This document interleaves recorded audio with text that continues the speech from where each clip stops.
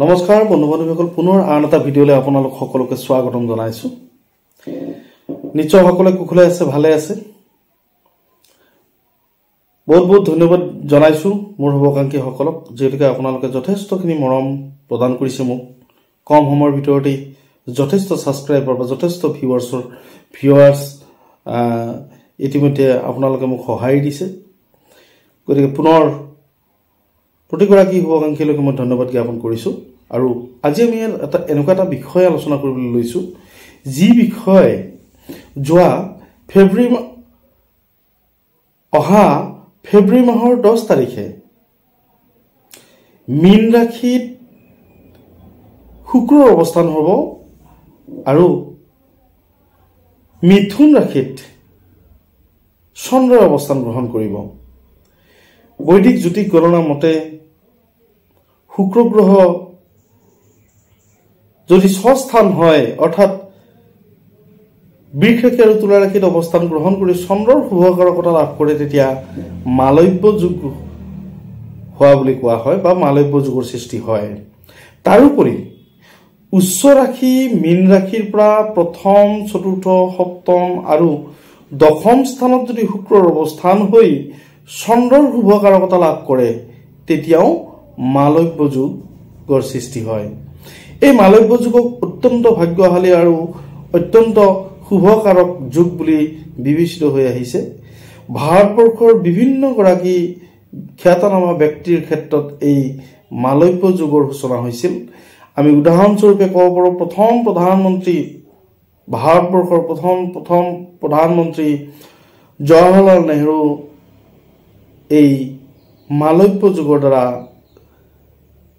পৰিচালিত হৈছিল বা এই মালব্য যুগ তেওঁৰ জন্মগোষ্ঠীত আছিল, যাৰ ফলস্বৰূপে তেওঁ সোণৰ চামুচ হাতত লৈ জন্মগ্ৰহণ কৰিছিল আৰু শিক্ষা, বিদ্যা, সুনাম, যশ, অৰ্থ, খ্যাতি এই সমস্ত বিষয়ে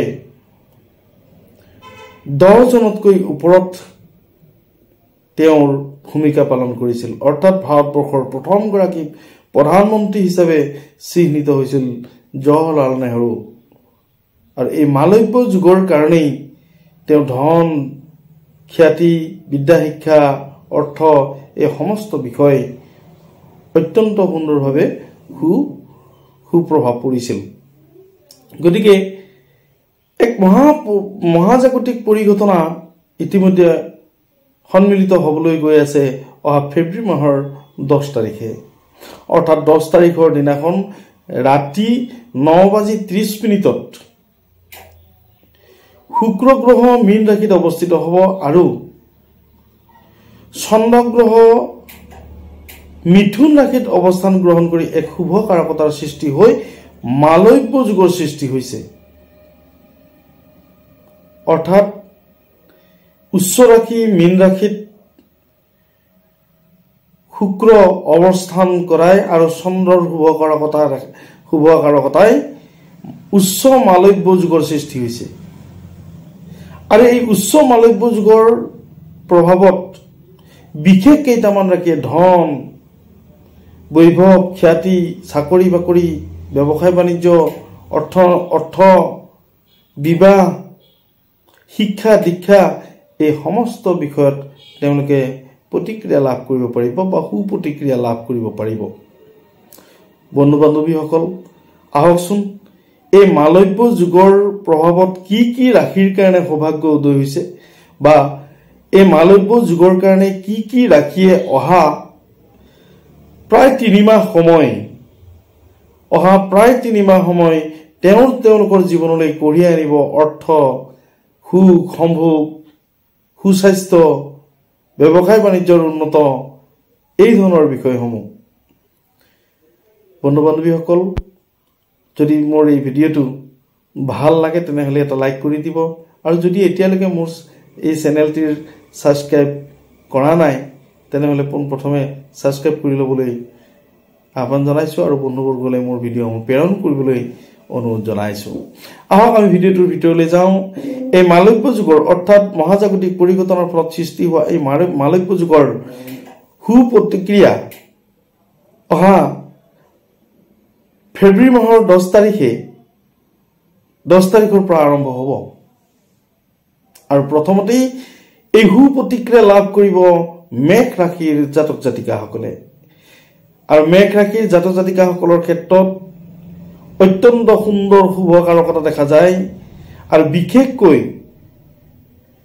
মেঘ ৰাশিৰ জাতক জাতিকাসকলে বা ছাত্ৰ ছাত্ৰীসকলৰ ক্ষেত্ৰত ইয়াৰ প্ৰতিক্ৰিয়া সুন্দৰভাৱে বিস্তাৰিত হ'ব অৰ্থাৎ যিসকল ছাত্ৰ ছাত্ৰীয়ে সায়েন্স বিভাগত অধ্যয়ন কৰি আছে ইঞ্জিনিয়াৰিং বিভাগত অধ্যয়ন কৰি আছে বা মেনেজমেন্ট জাতীয় কোৰ্স তেওঁলোকে গ্ৰহণ কৰি আছে তেওঁলোকৰ কাৰণে অত্যন্ত শুভ সাফল্যৰ কাৰক তেওঁলোকে সফলতা লাভ কৰিব তেওঁলোকৰ মান সন্মান বাঢ়িব তেওঁলোকে এই পৰীক্ষা বা এই বিষয়বিলাকত পাৰদৰ্শিতা প্ৰদৰ্শন কৰাৰ কাৰণে সুবিধা পাব আৰু সাধাৰণ ছাত্ৰৰ ক্ষেত্ৰতো শুক্ৰ গ্ৰহৰ কাৰণে অত্যন্ত তেওঁলোকে বিশেষকৈ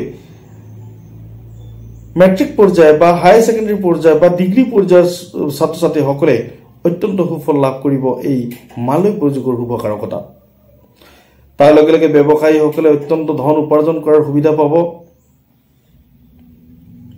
ৰত্নৰ ব্যৱসায় মণিহাৰী কাৰবাৰ বা মাটিৰ লগত জড়িত হৈ থকা ব্যৱসায় কৃষিৰ লগত জড়িত হৈ থকা ব্যৱসায় লোহা লকৰ লগত জড়িত হৈ থকা ব্যৱসায় এই ব্যৱসায়ীসকলে এই অহা 3 মাহত অত্যন্ত লাভান্বিত হ'ব চাকৰি বাকৰিৰ ক্ষেত্ৰত অত্যন্ত সুন্দৰ বিশেষকৈ চিকিৎসা বিভাগ কোৰ্ট বিভাগ উচ্চ ন্যায়ালয় বা ইঞ্জিনিয়াৰিং বা খেতি বাতিৰ লগত জড়িত হৈ থকা পানীৰ লগত জড়িত হৈ থকা ব্ৰহ্মপুত্ৰ বোৰ্ড বা গ্ৰাম সেৱকৰ চাকৰি বা পাব্লিক হেলথ ইঞ্জিনিয়াৰিং এনে ধৰণৰ চাকৰিসমূহত মেঘ ৰাশিৰ জাতক জাতিকাসকলে সফলতা লাভ কৰিব পাৰিব দাম্পত্য জীৱন অত্যন্ত সুন্দৰ হ'ব মেঘ ৰাশিৰ জাতক জাতিকাসকলৰ কাৰণে পুৰণি বিবাদ মীমাংসা হ'ব পুৰণি মাটি বাৰী লেনদেনসমূহ নিষ্পত্তি হোৱাৰ সুবিধা লাভ কৰিব অহা 3 মাহত অৰ্থাৎ মেঘ ৰাশিৰ জাতক জাতিকাসকলে অত্যন্ত সুন্দৰ চাকৰিয়াল প্ৰাৰ্থীসকলৰ কাৰণে অত্যন্ত সুন্দৰ চাকৰিয়ালসকলে উচ্চপদস্থ বিষয়াসকলৰ লগত সহমতেৰে কৰ্মস্থান উন্নত কৰিব পাৰিব আমি ইয়াৰ পিছতে আহিছো বৃষ ৰাশিৰ জাতক জাতিকাসকলৰ ক্ষেত্ৰত বৃষ ৰাশিৰ জাতক জাতিকাসকলৰ ক্ষেত্ৰত অহা 3 মাহ এই মালব্য যুগৰ কাৰণে অত্যন্ত সুন্দৰ বুলি অভিহিত কৰিব পাৰি এক বিশেষ গণনা মতে বৃহস্পতি ইতিমধ্যে বৃষ ৰাশিত অৱস্থান গ্ৰহণ কৰি শুভকাৰকতাৰ অৰ্থাৎ গুৰু বৃহস্পতিয়ে শুভকাৰকতা প্ৰদৰ্শন কৰিছে বৃষ ৰাশিৰ প্ৰতি তাৰ লগে লগে মালব্য যুগৰ প্ৰতিক্ৰিয়া হিচাপেও শুক্ৰ আৰু চন্দ্ৰ গ্ৰহৰ প্ৰতিক্ৰিয়া লাভ কৰিব বৃষ ৰাশিৰ জাতক জাতিকাসকলে পুৰণি বন্ধ হৈ থকা কামসমূহ পুনৰ আৰম্ভ কৰিব পাৰিব পুৰণি বন্ধ হৈ থকা ব্যৱসায় পুনৰ আৰম্ভ কৰিব পাৰিব বা যিসকল লোকৰ ব্যক্তিগত জীৱনত বিভিন্ন ধৰণৰ হতাশা বিভিন্ন ধৰণৰ সমস্যা ইতিমধ্যে তেওঁলোকে ভোগ কৰি আছিল সেই সকল জাতক জাতিকাই সম্পূৰ্ণভাৱে নিষ্পত্তি হৈ নতুন পথৰ সন্ধান পাব আৰু গুৰু বৃহস্পতিৰ শুভকাৰকতাত তেওঁলোকৰ চাকৰি বাকৰি বিয়া বাৰু তেওঁলোকৰ ধন ধান তেওঁলোকৰ আইন কাম যথেষ্ট শুভকাৰকতা দেখা যায় বৃষ ৰাশিৰ পাত্ৰপাত্ৰীসকলে উপযুক্ত বিবাহৰ কাৰণে উপযুক্ত পাত্ৰপাত্ৰী চিহ্নিত কৰিব পাৰিব বা উপযুক্ত পাত্ৰপাত্ৰীৰ লগত তেওঁলোকৰ বৈবাহিক সম্বন্ধ স্থাপন কৰাত এই 3 মাহত অত্যন্ত সুন্দৰ সময় চাকৰিয়াল প্ৰাৰ্থীসকলে এই 3 মাহত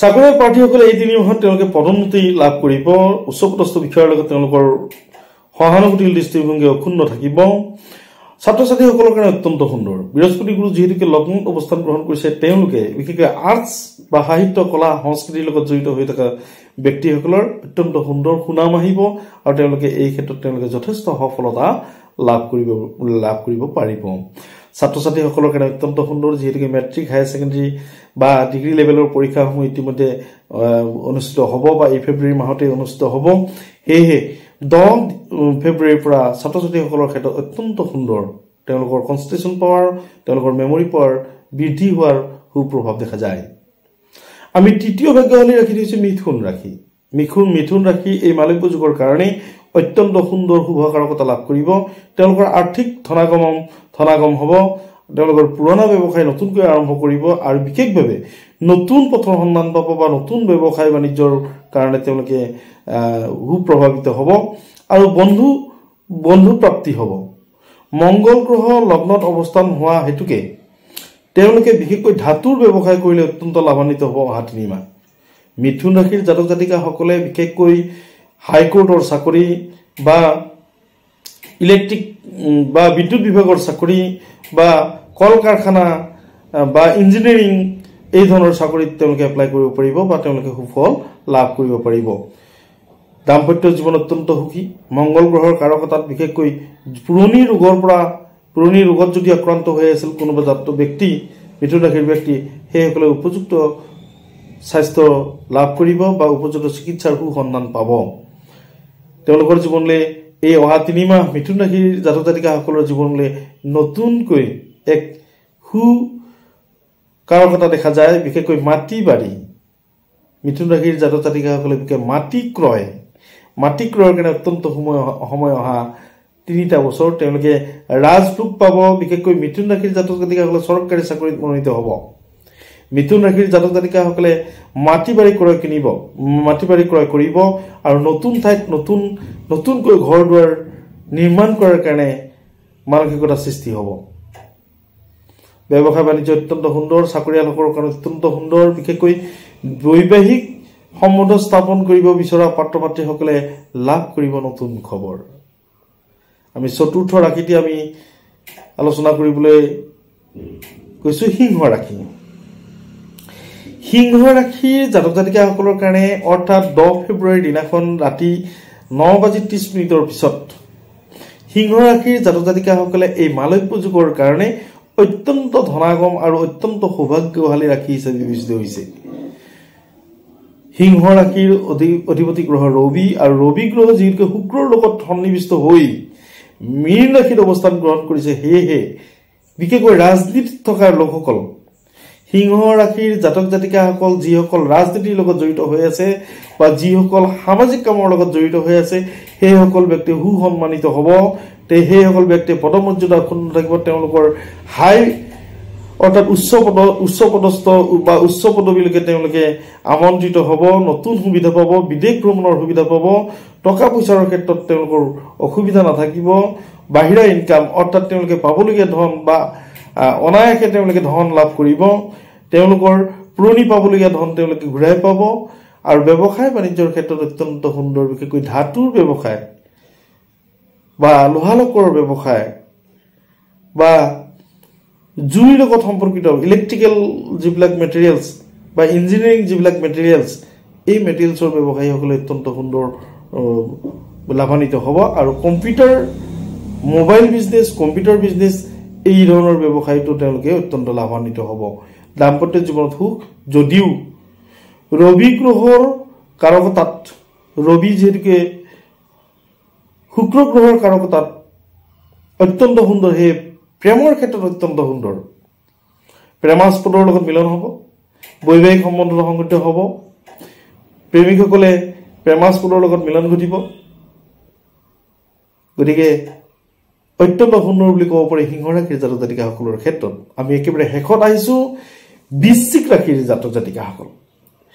অৰ্থাৎ 10 ফেব্ৰুৱাৰীৰ দিনাখন যি এই মহাজাগতিক পৰিঘটনাৰ ফলত মালব্য যুগৰ সৃষ্টি হৈছে, এই মালব্য যুগৰ শুভ কাৰকতাত বিশেষকৈ বৃশ্চিক ৰাশিৰ জাতক জাতিকাসকল অত্যন্ত লাভান্বিত হ'ব। পঞ্চম স্থানত এই মালব্য যুগৰ সৃষ্টি হোৱা হেতুকে, লক্ষী স্থানত এই মালব্য যুগৰ সৃষ্টি হোৱা হেতুকে ধনাগম হ'ব। তেওঁলোকে প্ৰচুৰ পৰিমাণে সন্মানিত হ'ব। তেওঁলোকৰ প্ৰচুৰ পৰিমাণে তেওঁলোকৰ জীৱনলৈ ধনাগম হ'ব। পুৰণি পাবলগীয়া ধন তেওঁলোকৰ আহিব। আকস্মিক ধন আহিব পাৰে বৃশ্চিক ৰাশিৰ ক্ষেত্ৰত। আৰু ছাত্ৰ ছাত্ৰীসকলৰ কাৰণে অত্যন্ত ভাল, যিসকলে ছায়েন্স বিভাগত পঢ়ি আছে, যিসকলে ছায়েন্সৰ লগত জড়িত বা বিজ্ঞানৰ লগত জড়িত বিষয়সমূহ অধ্যয়ন কৰি আছে, ইঞ্জিনিয়াৰিং, মেকানিকেল ইঞ্জিনিয়াৰিং বা মেডিকেল, এই ধৰণৰ ছাত্ৰ ছাত্ৰীসকলৰ কাৰণে অত্যন্ত সুন্দৰ। শুক্ৰ গ্ৰহৰ শুভ কাৰকতাত তেওঁলোকৰ মান সন্মান বাঢ়িব। টকা পইচা, নতুন চাকৰিৰ কাৰণে চাকৰিৰ সুবিধা পাব। কৰ্মস্থান অতি উন্নত, তেওঁলোকৰ বৈবাহিক সম্পৰ্ক স্থাপন হ'ব। অহা 3টা মাহত তেওঁলোকে টকা পইচাৰ ক্ষেত্ৰত অত্যন্ত সুন্দৰ তেওঁলোকৰ জীৱন ধন্য হ'ব। প্ৰিয় বন্ধু বান্ধৱীসকল, আজি মালব্য যুগৰ এই শুভ কাৰকতাৰ ফলত 5টা ৰাশিৰ জাতক জাতিকাসকলে অত্যন্ত লাভান্বিত হ'ব এনেধৰণৰ বাৰ্তাখিনি লৈ আপোনালোকৰ মাজত উপস্থিত হৈছিলোঁ আৰু আপোনালোকে যদি মোৰ এই ভিডিঅ'টো ভাল পায় তেনেহ'লে এটা লাইক কৰি দিব আৰু কমেণ্টত লিখিবলৈ নাপাহৰিব ওম নমঃ শিৱায় ধন্যবাদ